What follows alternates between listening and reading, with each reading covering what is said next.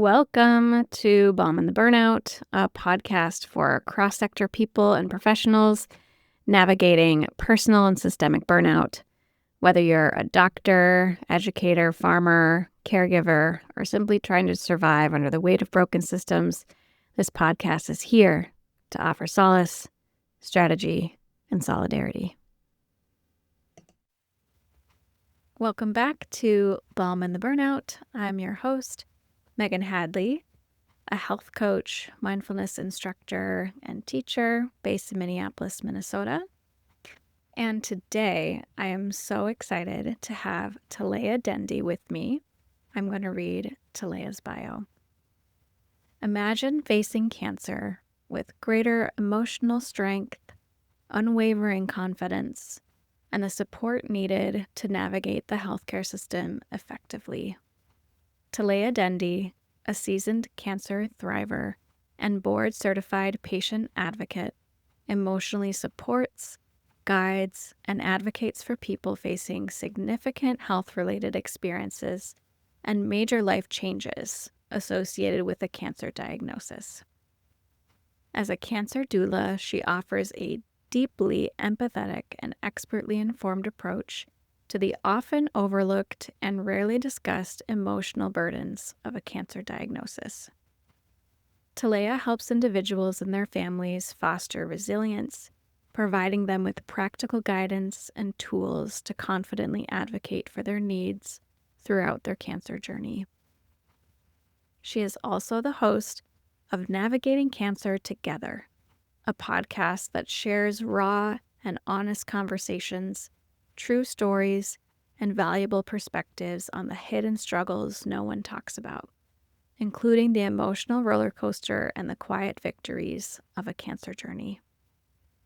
Talaya is a 2025 Bush Fellow, Air Media New Voices Amplify 25 Fellow, a 2025 Cancer Health 25 Patient Advocate, and was named one of Hush Loudly's Game Changers Introverts to Watch in 2025.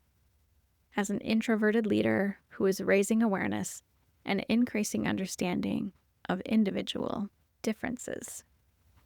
Well, my oh my, Talaya, you have been and are and will be so much, so I am just so honored to have you with us to share your insights today.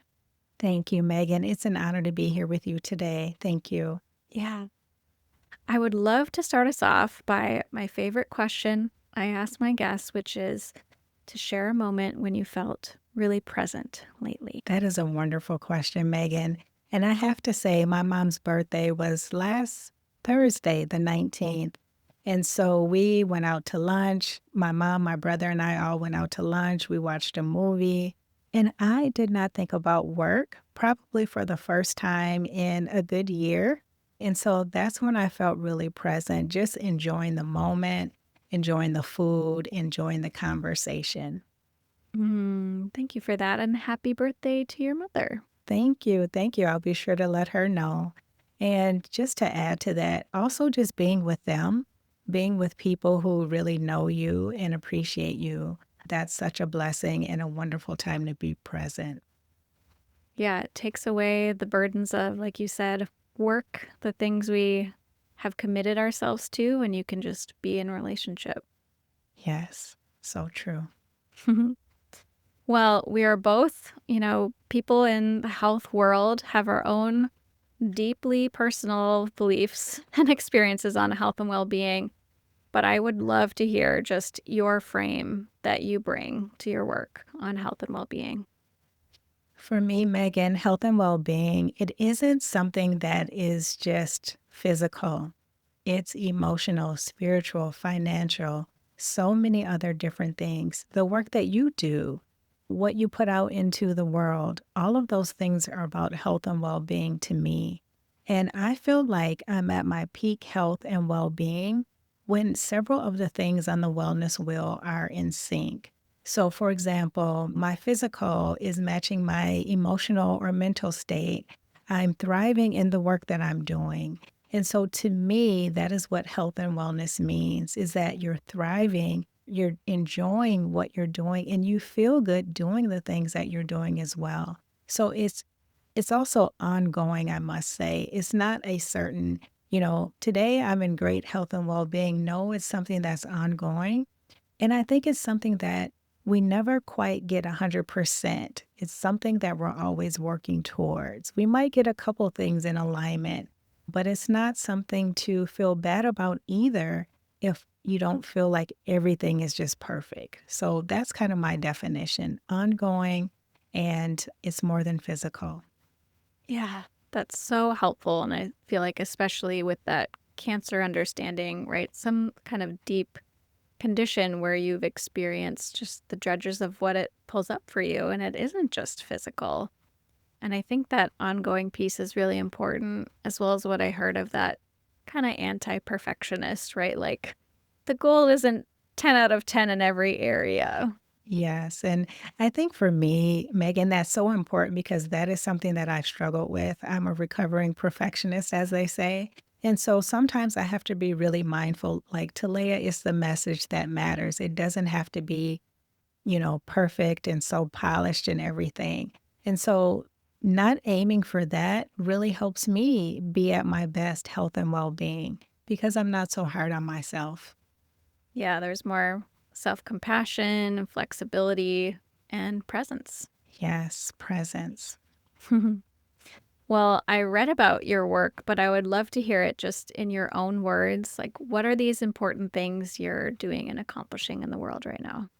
Sure. So, in terms of being a cancer doula, I say that I use my experience to emotionally support, guide, and advocate for people going through major life changes and significant health related experiences associated with a cancer diagnosis. So, that looks like providing emotional support. That looks like helping people to navigate the healthcare system as well as their loved ones. That looks like helping them to find resources that are specific to their needs. That looks like providing hands on emotional support, helping them to find a second opinion if they desire to find that. So it's so many different things, Megan, and it really is dependent upon what that person's needs are. So support for me could look different for everyone. Yeah. And it's helpful to hear, again, in your own words, the wide array of services and what that ends up looking like for people, right? I Yeah. think so often there's just a narrow focus on, like, okay, I get a diagnosis, I do what my doctors tell me, Yes. right? And there's so much more to that lived experience, what's possible, what's available in integrative health, and then just personally what you're going through. Yes. And you mentioned integrative health. And I think it's so important for people to understand that you don't have to do traditional treatment alone, or you don't have to just go the natural or what's the word I'm looking for? Not complementary, but alternative route.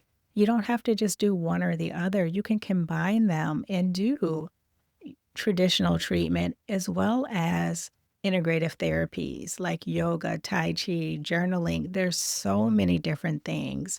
And that is another thing is just helping people to understand what's out there that they can look into and explore.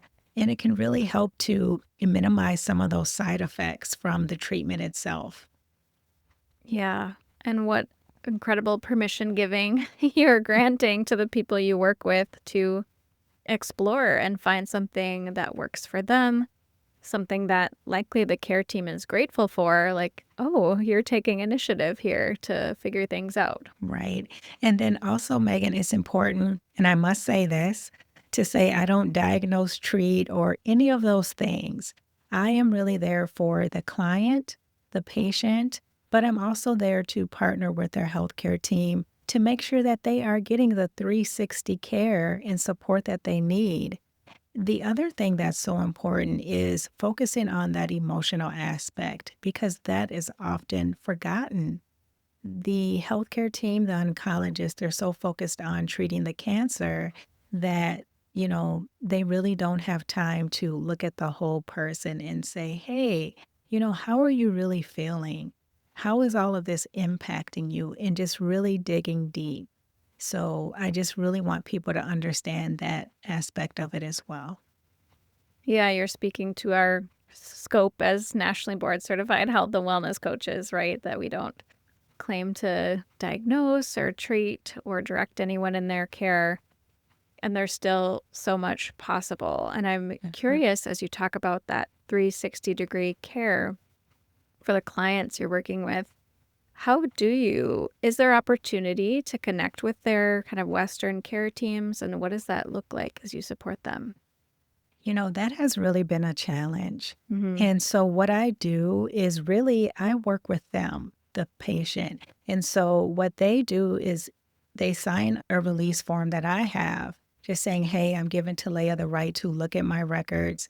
And they'll either let me go into their chart and just kind of see what's been shared with them, or they'll print out things, or they'll just pull it up when we're in a session and we'll talk through it. And so that's how we work together.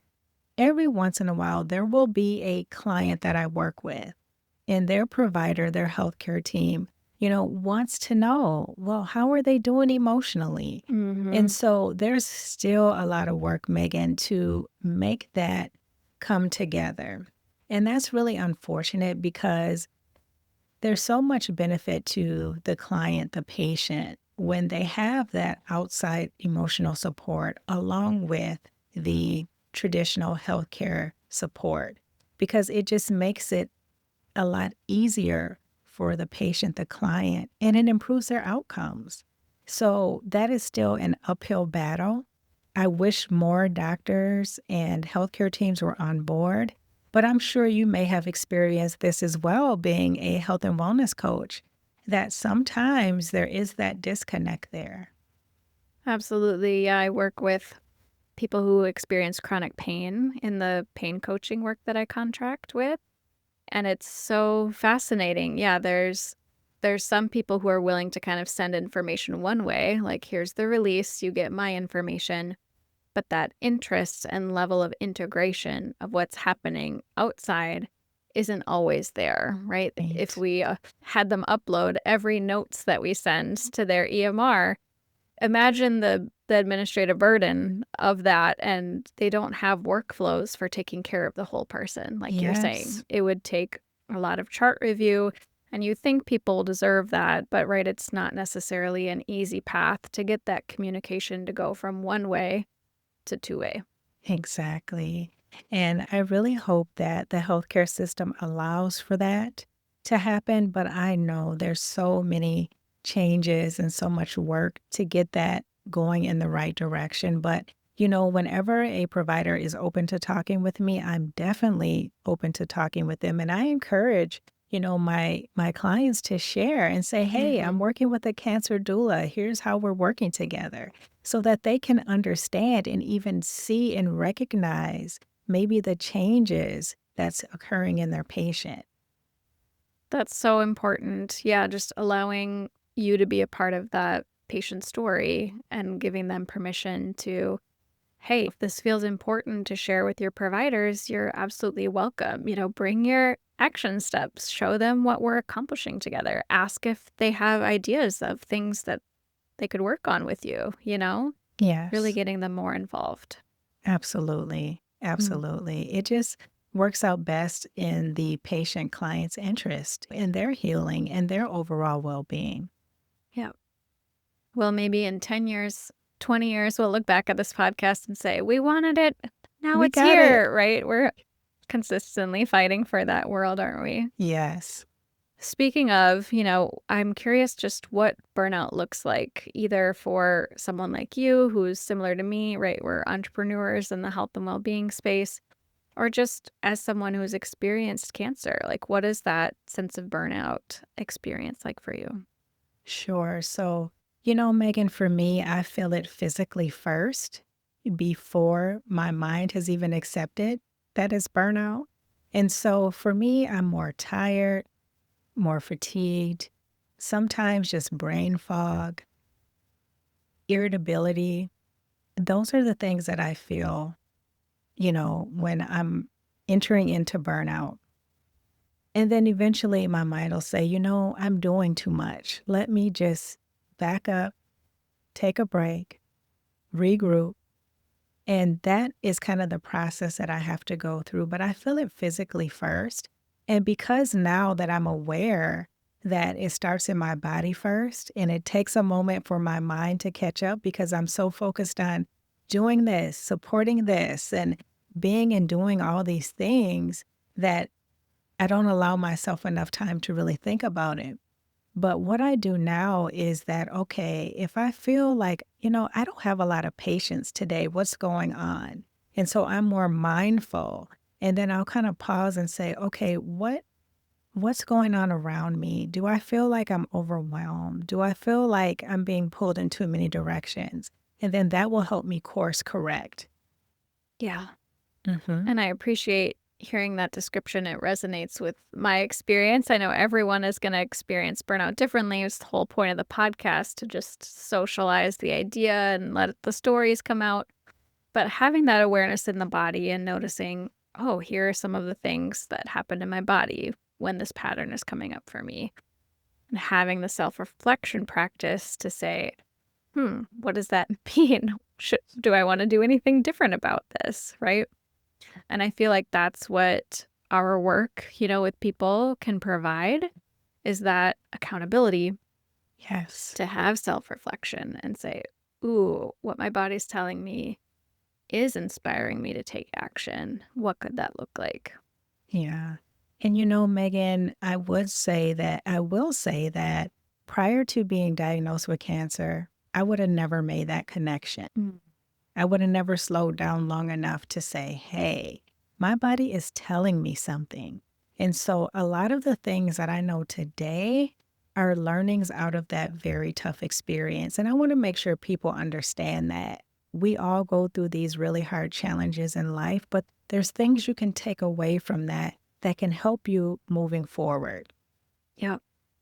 I've definitely run into folks who, yeah, there's that resistance to slowing down because it means that everything's going to come up and that concern or uncertainty if they can actually handle everything that comes up when they do slow down. Yes.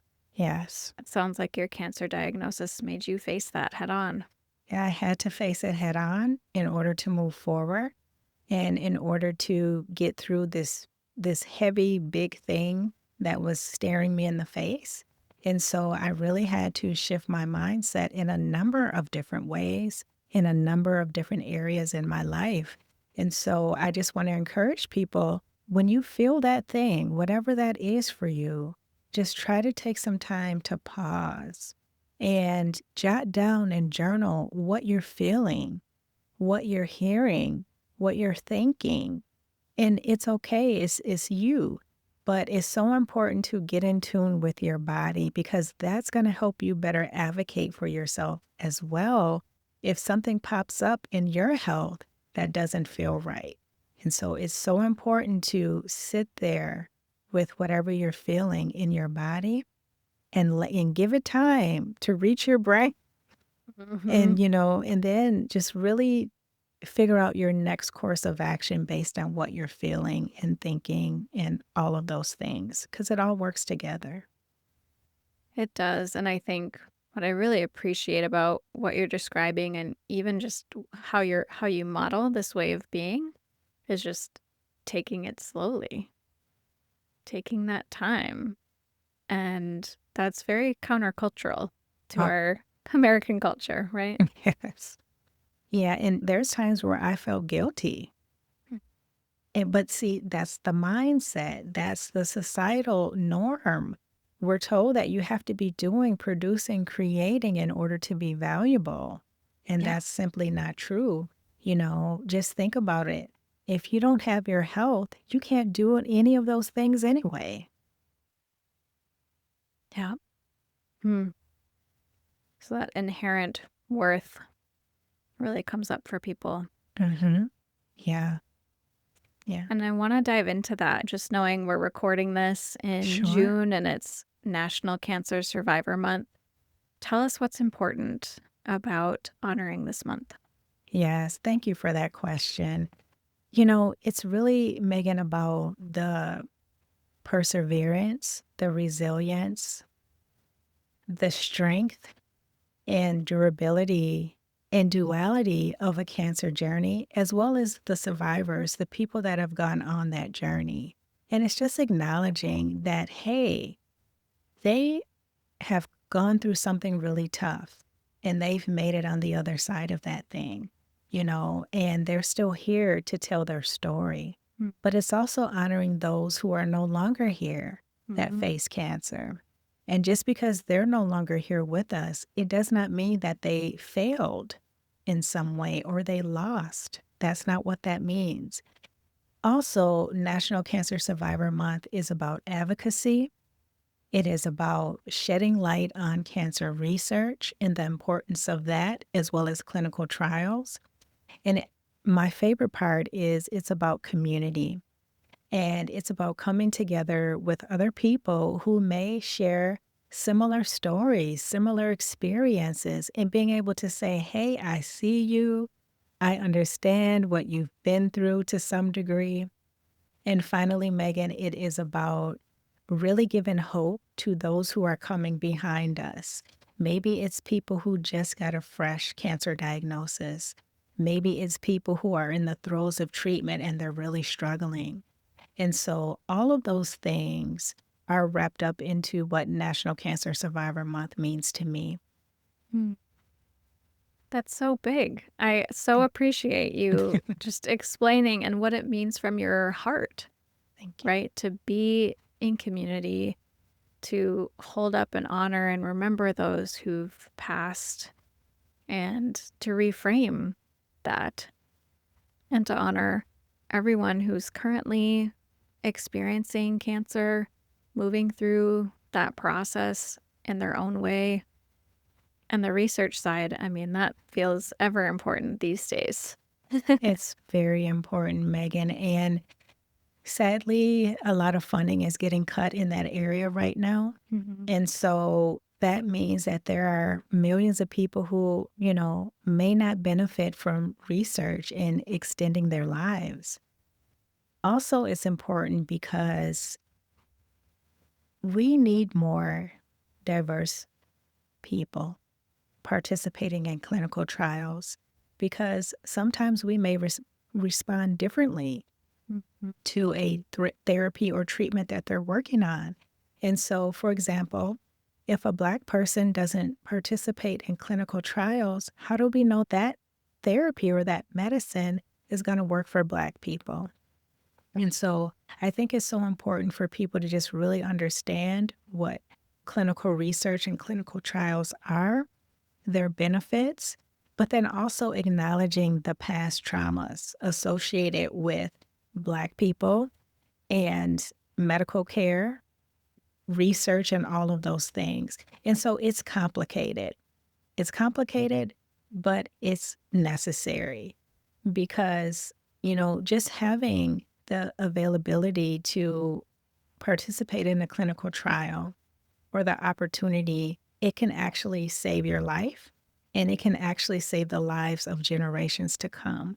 And so that's one thing that I really wanted to touch on as well in terms of that research piece.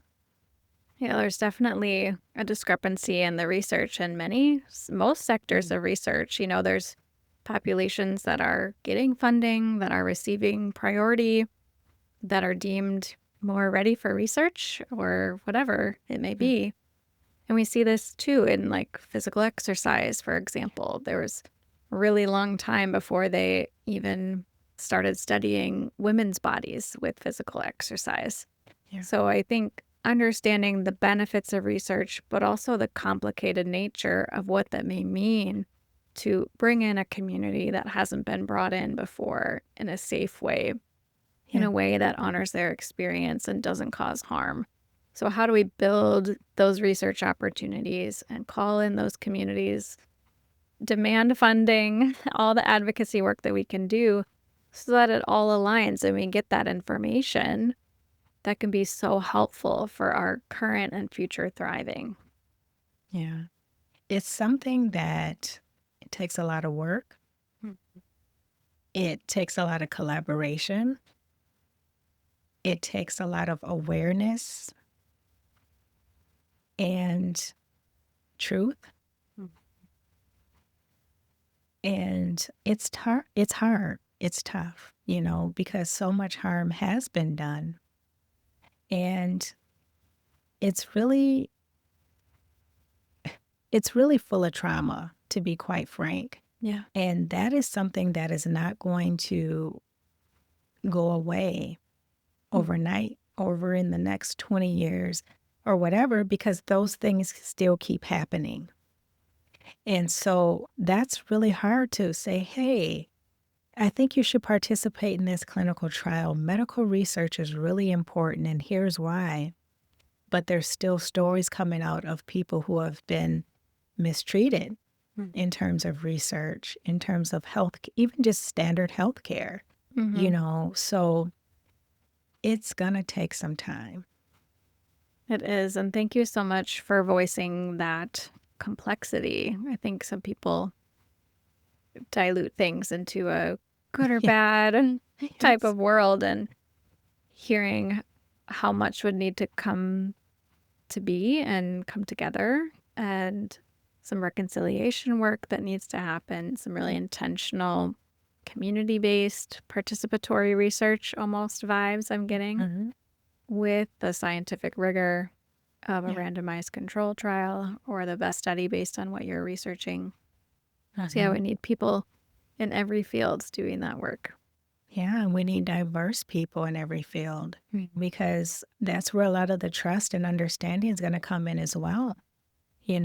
It's easy for me to acknowledge what happened because I'm a Black woman, but for a white person, it may not be as easy to acknowledge and say, hey, I understand your hesitancy because of what happened in the past with Henrietta Lacks and so on and so the Tuskegee Airmen and so on and so on. Mhm. So having that diversity is really important as well.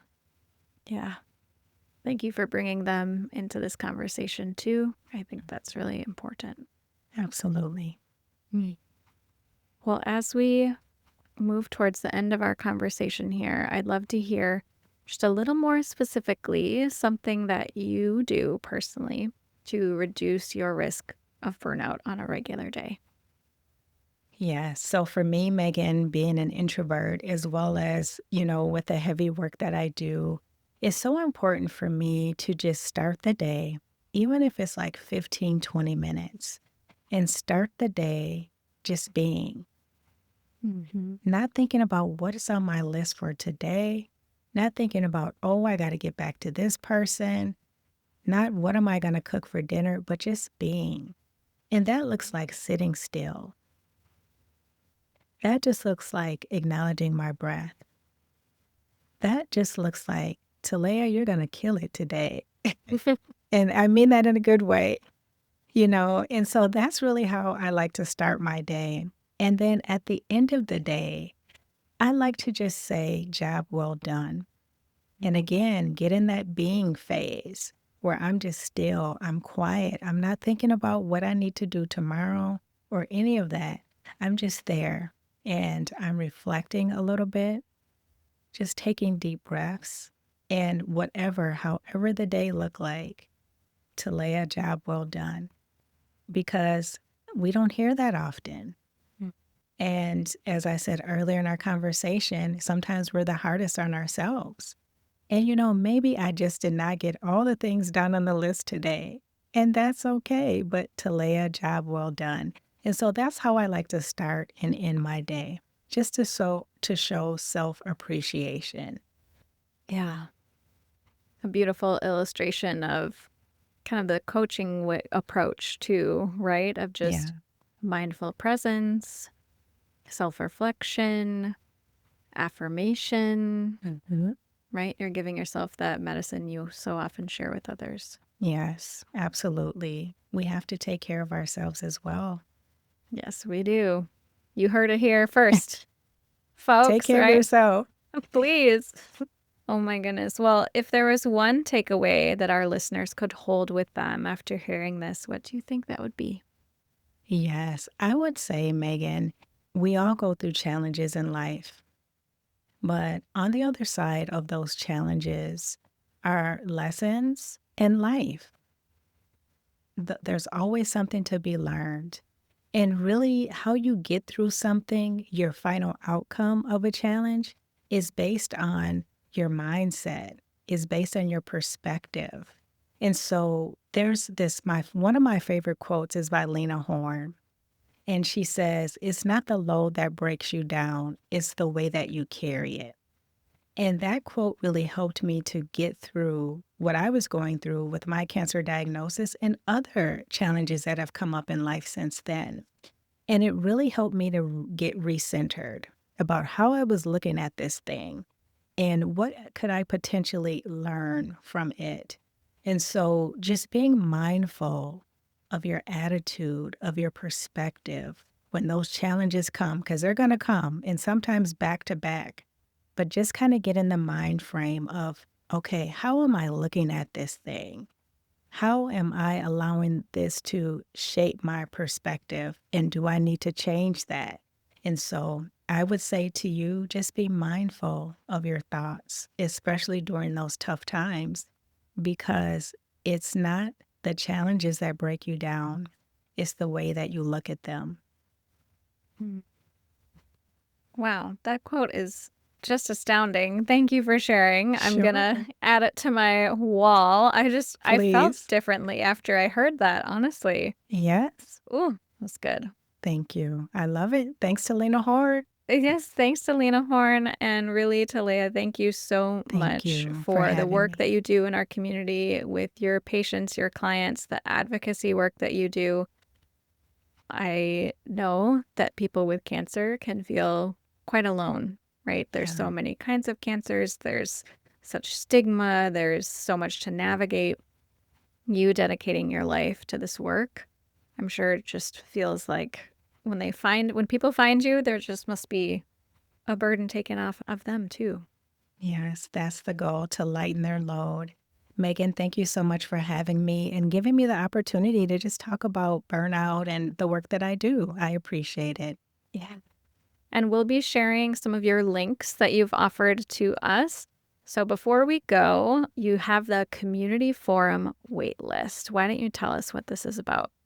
Yes, Megan, this is something that I am working on. It's an online platform and it's dedicated to cancer survivors, current patients in treatment, as well as caregivers. And I envision this platform being a place where people can come offline, but online in a private space off of social media. And they can just talk about whatever it is that they're going through.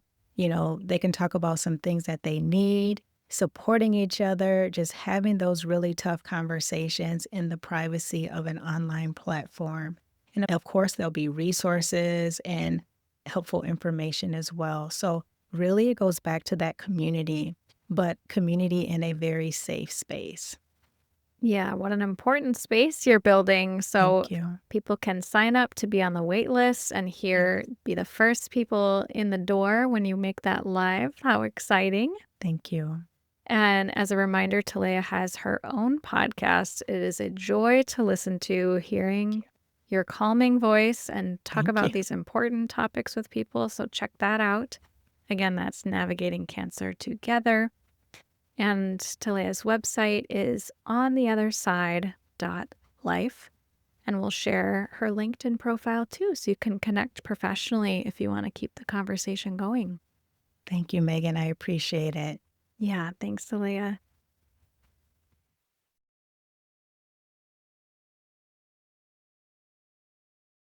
Balm and the Burnout is a listener-supported podcast made possible by my work at Harvest Health and Wellbeing. If you'd like to support this project or contribute to a community scholarship, you can leave a tip on Venmo at HHW-LLC. Thanks for listening, and see what you can restore and alchemize today.